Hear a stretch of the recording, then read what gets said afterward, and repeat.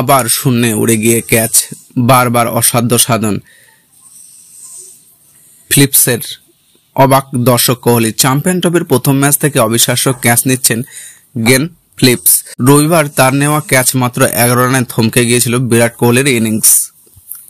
এই মুহূর্তের বিশ্বের সেরা ফিল্ডার কি গ্লেন ফিলিপস? যেভাবে প্রায় প্রতি ম্যাচে ক্যাচ ধরছেন তাতে নিউজিল্যান্ডের ক্রিকেটারকে এই শিরোপা দেওয়া যেতেই পারে।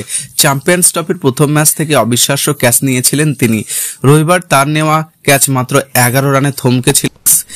গত ম্যাচে পাকিস্তানের বিরুদ্ধে 17 রান করেছিলেন কোহলি। রবিবার নেমেছিলেন 300তম ম্যাচ খেলতে। শুভমান গিল এবং রোহিত শর্মা ধুঁকতে থাকা ভারতের ইনিংস বাঁচানোর দায়িত্ব ছিল কোহলির কাঁধে, কিন্তু ফিলিপসই ফিরিয়েছিলেন তাকে। দুবাই স্টেডিয়ামে 7ম ওভারটি করেছিলেন ম্যাট হেনরি। চতুর্থ বলটি অফ স্ট্যাম্পের বাইরেই ছিল। কোহলি সাপোর্টে ব্যাট চালান। ফিলিপস বাদ দিয়ে অন্য কেউ থাকলে হয়তো বল বাউন্ডারি চলে যেত। পয়েন্টের ফিল্ডিং করছিলেন তিনি। তার ডান দিকের বল ছিল। বল লক্ষ্য করে হাত বাড়িয়ে লাফ মারেন ফিলিপস। বল তালুবন্দি করার সময় তার পা মাটি ছেড়ে ওঠে, প্রায় হাওয়া ভাসিয়েছিলেন শরীর। কোহলির ব্যাটে বল লাগার পর মাত্র 0.68 সেকেন্ডের মধ্যে বল ফিলিপসের হাতে আসে। তিনি যে জায়গায় দাঁড়িয়েছিলেন বলটি ধরলেন তার থেকে একটু পিছনে। খুব সহজ ছিল না ক্যাচটা, কিন্তু ফিলিপসের থাকলে সব ক্যাচই সহজ হয়ে যায়। গত বছর নভেম্বরে একটি ক্যাচ নিয়ে শিরোনামে উঠে এসেছিলেন ফিলিপস।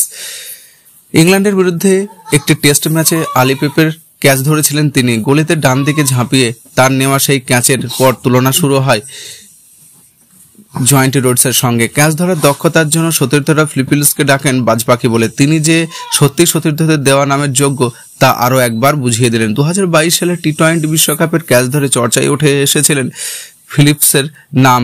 অস্ট্রেলিয়ার ইনিংসে তখন 9ম ওভারে চলছে, ব্যাট করছিলেন মার্ক স্টাইনিস। মিচেল স্যান্টনারের দ্বিতীয় বলে অফসাইডের দিকে বল আকাশে তুলে দিয়েছিলেন আজি অলরাউন্ডার।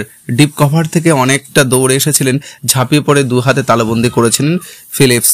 রবিবার যেভাবে কোহলি ক্যাচ নিলেন, ফিলিপস প্রায় একই রকম ক্যাচ নিতে তাকে দেখা গিয়েছিল পাকিস্তানের বিরুদ্ধে। মোহাম্মদ রিজওয়ান আকপটে মেরেছিলেন, ব্যাকওয়ার্ড পয়েন্টে ছিলেন ফিলিপস।